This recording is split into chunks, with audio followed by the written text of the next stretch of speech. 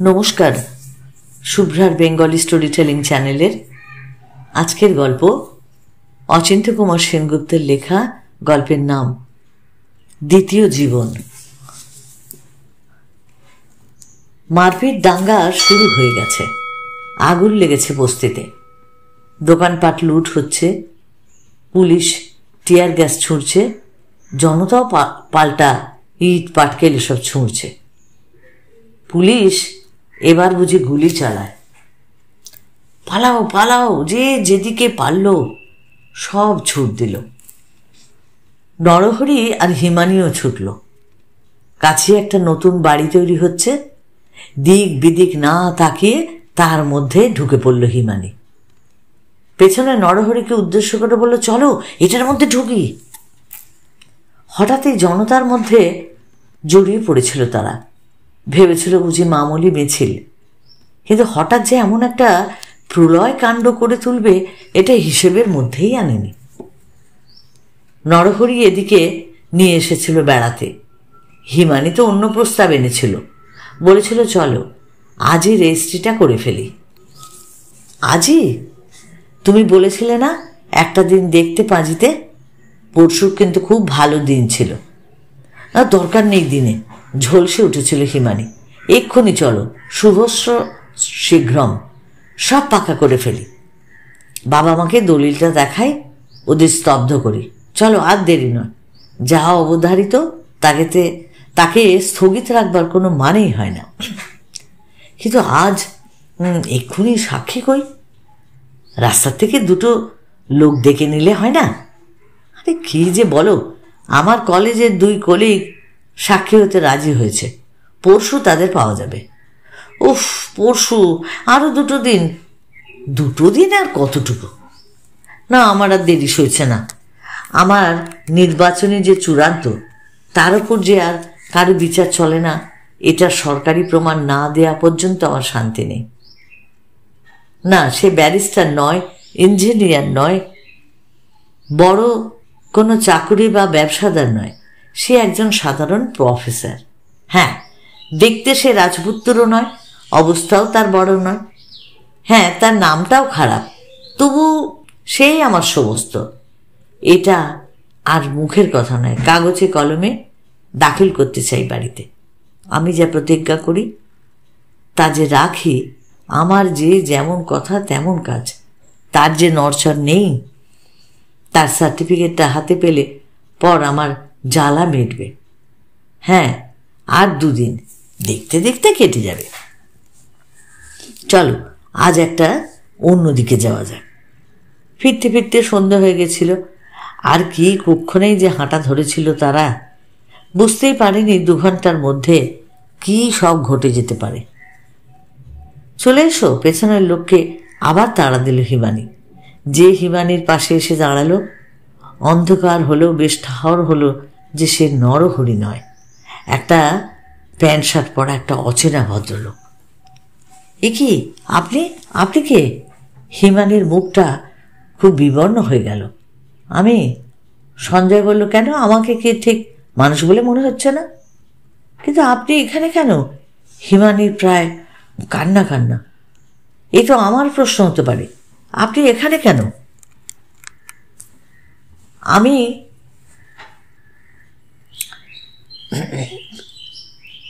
আমার প্রশ্ন,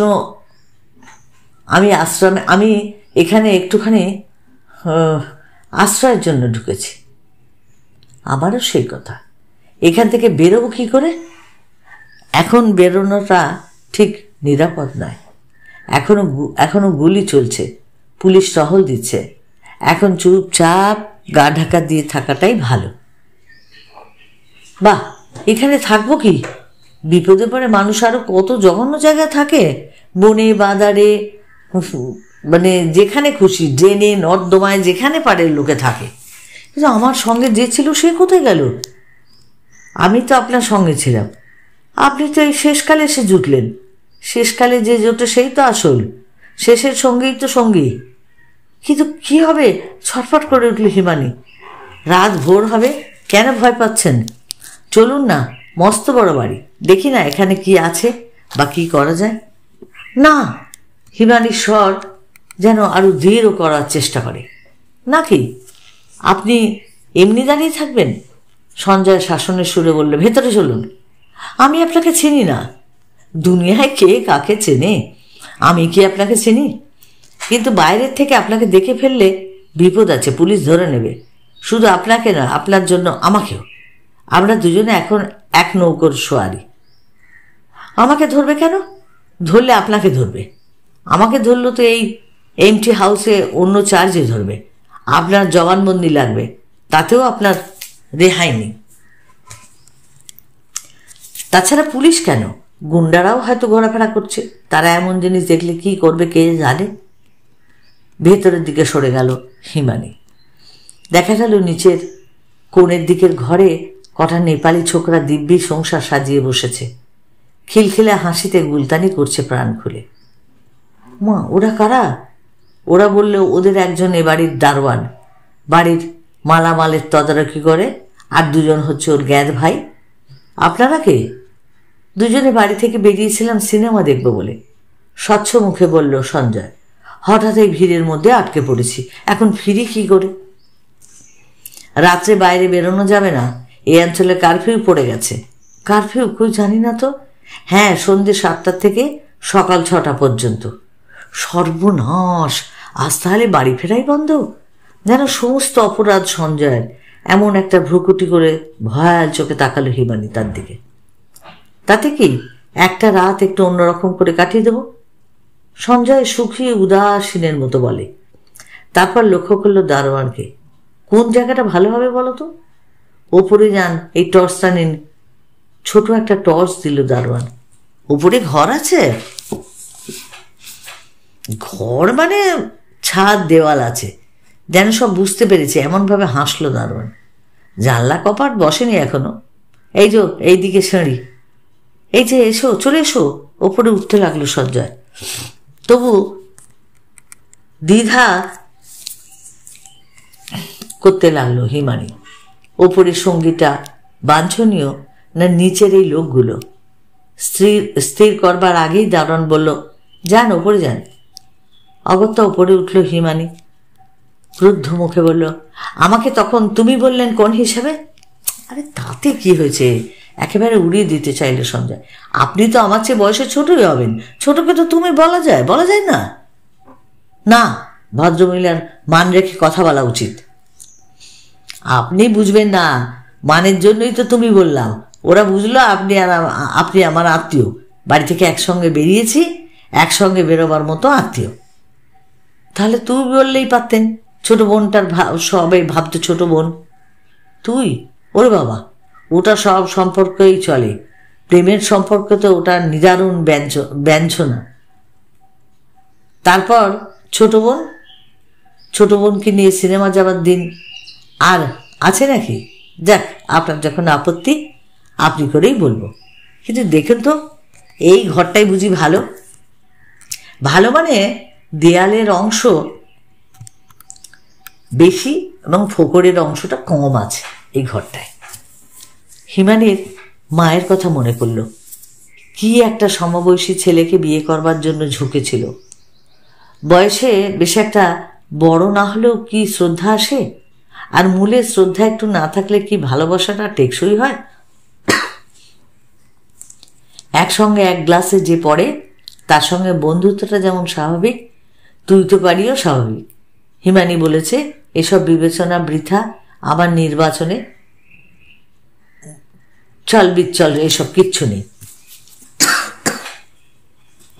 কি ভাবছেন? হিমানিকে চিন্তিত দেখে সঞ্জয় আবার জিজ্ঞাসা করে, আপনার সঙ্গে আমি এই ঘরে থাকবো নাকি? না না, আপনি একা থাকবেন, আমি অন্য ঘরে থাকব।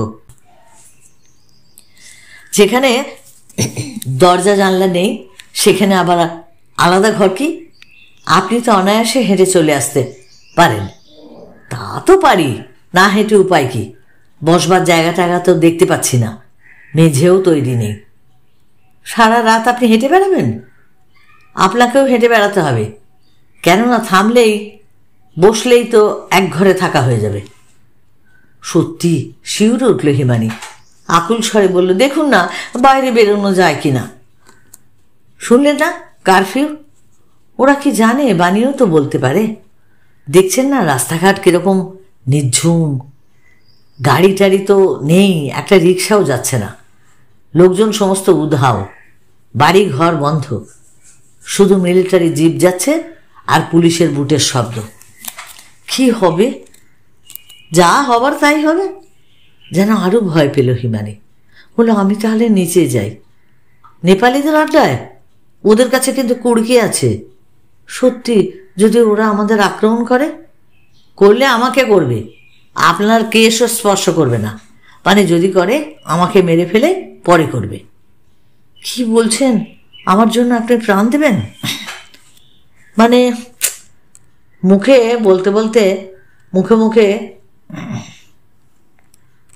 দিতে বাধার। সত্যিকার বিপদ হলে উপস্থিত বুদ্ধিতে কি করে বসবো সেটা তো আর জানি না। দেখুন, সত্যি একটু কাছাকাছি থাকবেন, খুব বেশি দূরে যাবেন না। বুঝেছি, কদাচ এক ঘরে নয়। আচ্ছা। হিমানি গা ঝাড়া দিয়ে উঠল। বাইরে বেরিয়ে পড়লে কি ক্ষতি হবে? মিলিটারি গুলি করতে পারে। যদি হাত তুলে আমি সারেন্ডার করি, অ্যারেস্ট করতে পারে না? তা পারে, ধরে নিয়ে যেতে পারে থানায়। তাই চলুন না, এর চেয়ে বরং থানায় থাকা বরং অনেক নিরাপদ। আপনার যদি তাই মনে হয় আপনি যান। আমি একা যাব? আপনি তো বেশ। সঞ্জয় স্বরে বুঝে একটু অভিমান লাগলো। যাবার বেলায় একসঙ্গে আর থাকবার বেলায় অন্য ঘরে?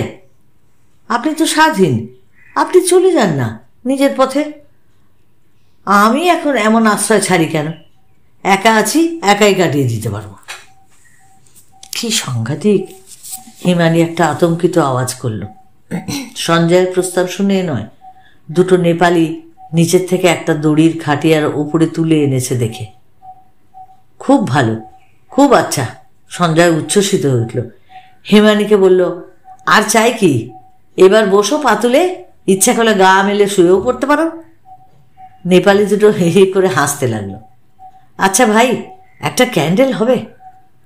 সঞ্জয় হাত পাতল। আমার সঙ্গে দেশলাই আছে। সিগারেটের প্যাকেট থেকে দুটো সিগারেট বের করে এনে দিল দুজনকে। আমাদের হ্যারিকেনটাই আপনাদের দিচ্ছি। আর ভাই, একটা চট দিতে পারো? দরজার ফাঁকে ঝোলাবেন। দেখি। একজন হ্যারিকেন, আরেকজন একটা চট, সব দিয়ে গেল। বসুন, বলল হিমানিকে। তার মানে চটটা নিয়ে আপনি দরজায় ফাঁক ডাকবেন? না না, ভাঁজ করে নিয়ে মেঝের ওপর পেতে বসবো। ওই একটা খাটে দুজনে তো বিশ্রাম করা যাবে না। চট পেতে যোগাসনে বসে থাকবে ভাবতে কিরকম যেন একটু মায়া হলো হিমানির। বলল, কিন্তু বসতে আপত্তি কি? বসুন না। হিমানি পা তুলে বেশ আরাম করে বসলো দেয়ালে হেলান দিয়ে। না বাবা, দরকার নেই, আপনি বসুন, খাটটা ছোট। হ্যাঁ, দিব্যি বসা যায় দুজনে। বসলো সঞ্জয়। বলল, বসলে দোষ কি জানেন? বসলেই শুতে ইচ্ছা করে। না, বিলাসিতা অতদূর প্রসারিত করলে চলবে না। বিলাসিতা? কিন্তু ক্লান্তিকে আপনি কি বলবেন? ক্লান্ত মানুষকে প্রশ্রয় না দিয়ে উপায় কি? ক্লান্ত ঘুমন্ত মানুষ তো একটা শিশুর মতো নিষ্পান।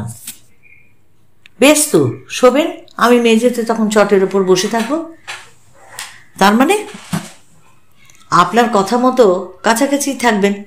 কিন্তু আমার কিরকম ঘুম তো জানেন না। কিরম ঘুম? আমি মরার মতো ঘুমোই, শত চিৎকারেও কিন্তু আমি জাগি না।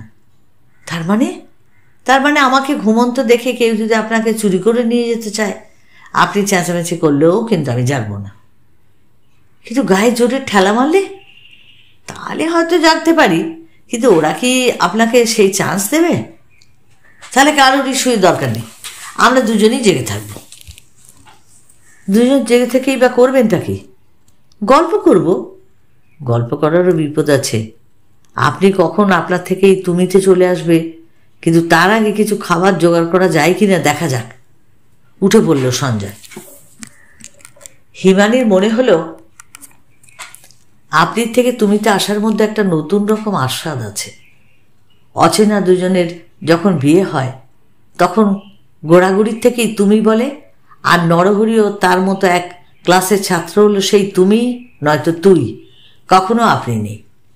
আপনির থেকে তুমিতে হঠাৎ ঘনীভূত হওয়া নেই, না এ পক্ষ না ও পক্ষ। সঞ্জয়কে সত্যি সিঁড়ির দিকে এগোতে দেখে হিমানি বাধা দেবার মতো করে বলল, কে খাবে? সঞ্জয় ফিরল, বলল, তুমি ছেলে মানুষ, তোমার খিদে পেয়েছে নিশ্চয়ই, তুমি খাবে। আশ্চর্য কেমন অবলীলায় ছেলে মানুষ বলল।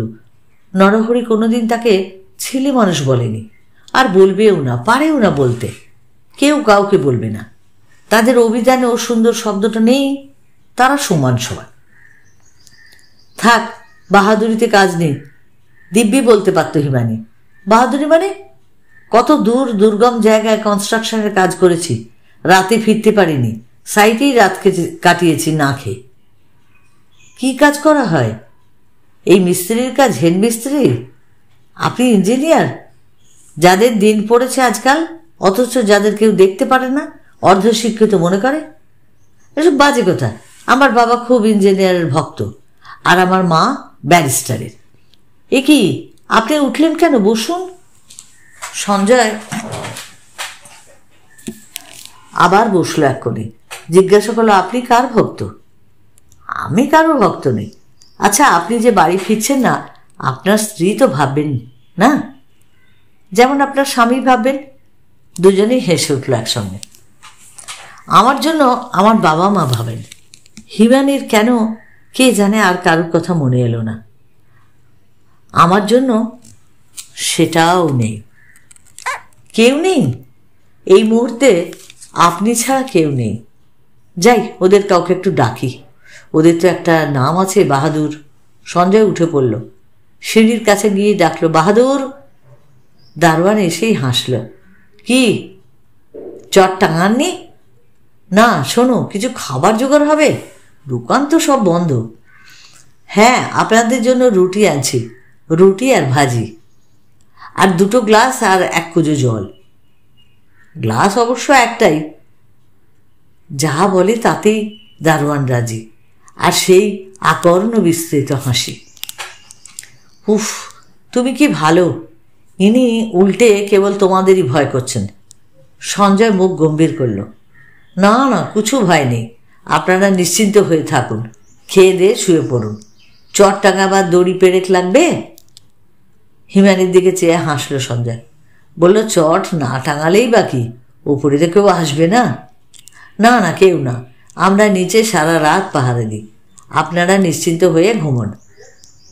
দুটো প্লেটে করে রুটি আর ভাজি নিয়ে এলো দারোয়ান, আর তার এক ভাইয়ের হাতে জল ভর্তি কুঁজো আর গ্লাস। মেঝেতে নামিয়ে রেখে প্লেট দুটো দুজনের হাতে তুলে দিয়ে চলে গেল দুজন। আর কি চাই?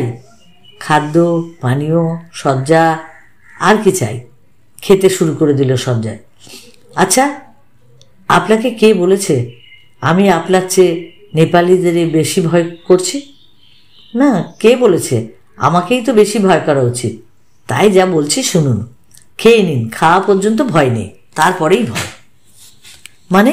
মানে ঘুমোনো নিয়ে ভয়।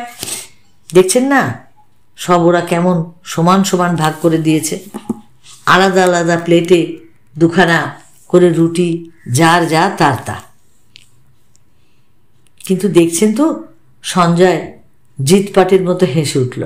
খাটের বেলায় দুখানা নয়, খাটের বেলায় একখানা। আপনি যেমন গ্লাস একটা চেয়েছেন, খাটও একখানা, তার মানে আধখানা আমার আর আধখানা আপনার। অসম্ভব। প্লেটটা হাত থেকে নামিয়ে রাখলো হিমানি। আমি হেঁটে বেড়াবো। বেশ তো, খেয়ে নিয়ে তো হেঁটে বেড়ানো যায়। তুমি হাঁটো, আমিও হাঁটি। খেতে লাগলো হিমানি।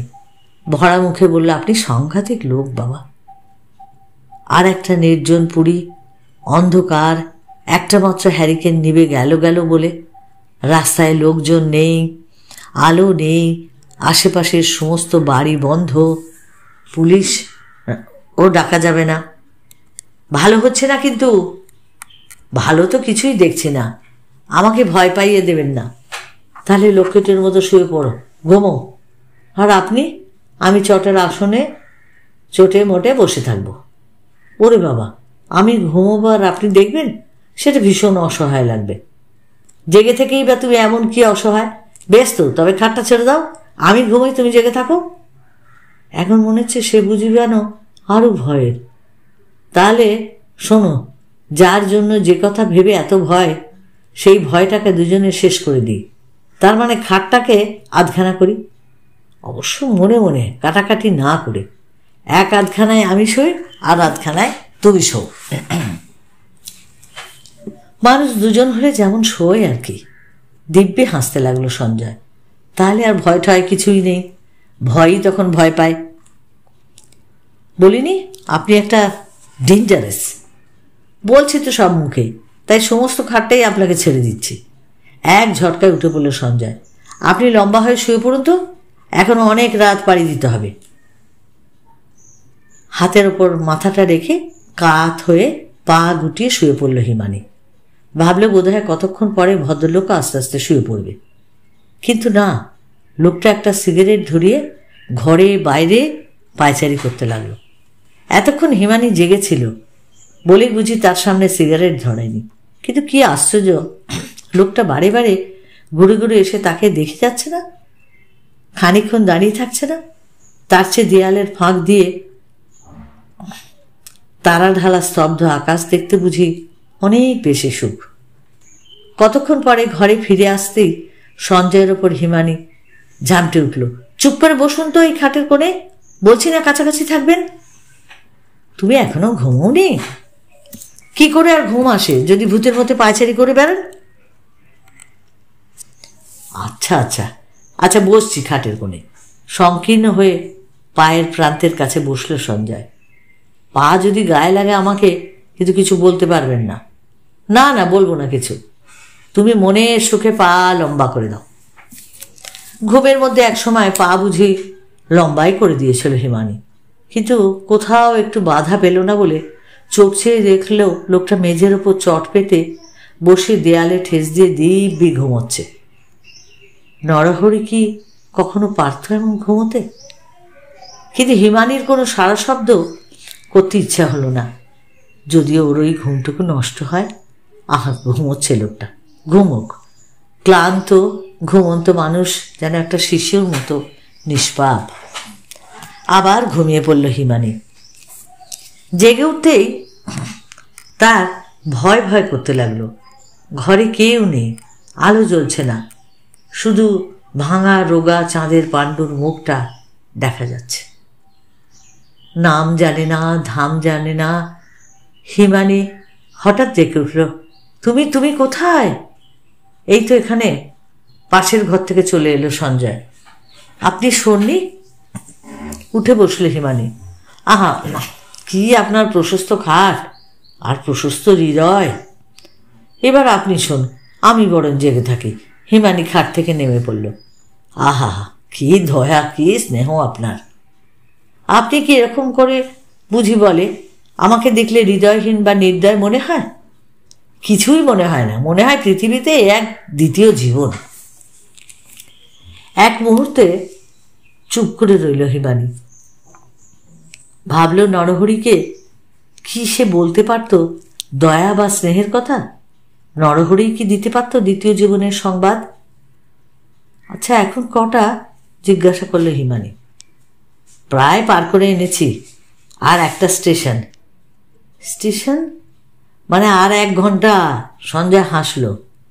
পৃথিবীটা ট্রেন আর ঘন্টাগুলো হচ্ছে স্টেশন। চুপ করে বসে থাকতে থাকতেই ভোর হলো। কাক ডাকলো। বাহাদুর এক মুখ হাসি আর 2 বাটি গরম চা নিয়ে এলো। 6টা বেজেছে। বেরিয়ে পড়ল দুজনে। ওদের কিছু বকশিস করলে হতো না? হিমানি নিজের ব্যাগেই হাত দিল। না, কিছুক্ষণ থাক, বাধা দিল সঞ্জয়। সব একেবারে যদি শোধ করে ফেলি সেটা ঠিক হবে না। ওরা কি এই সমস্ত পয়সার জন্য করেছে? সেই জন্য সব ঋণ শোধ করা উচিত না। সত্যি, মানুষ এমনিতে কত সুন্দর, কত ভালো। হিমানি পূর্ণ পেলে চোখে তাকালো। আপনার নামটাও জানা হলো না। আর আমার নাম? না না থাক, সব এক রাত্রেই রেখা টেনে সমাপ্ত করে দেবার অর্থ নেই। আরও আছে, পরে হবে। পরে হবে? যা হয় কিছুই হয় না, সব পরে হয়, দ্বিতীয় জীবনে হয়। সঞ্জয় চলে গেল অন্যদিকে, দ্বিতীয় জীবনে হয়। হিমানীর মনে হলো তার দ্বিতীয় জীবন শেষ হতে আর শুধু 2 দিন বাকি আছে। এই গল্পটা পড়ে এটাই মনে হলো যে পথ চলতে চলতে দুটো অজানা মানুষ কিছুক্ষণের জন্য হলেও তারা তাদের একটু কাছাকাছি এসেছিল। হয়তো তারা ভবিষ্যতে থাকবে কিনা জানি না, কিন্তু তবুও তাদের স্মৃতিপটে এটা একটা স্মৃতি হয়ে থেকে যাবে এই এক রাত্রের ঘটনাটা। তো এই গল্পটা যদি তোমাদের ভালো লাগে তা তোমরা এটা লাইক করো, প্রিয়জনকে শেয়ার করো এই গল্পটা।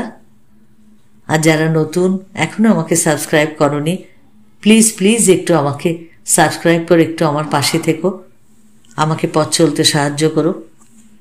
আর যে বন্ধুরা আমার সঙ্গে আছো তাদেরকেও আমার অসংখ্য অসংখ্য ধন্যবাদ। সকলে ভালো থেকো, অপেক্ষায় থেকো আমার পরবর্তী গল্পের জন্য।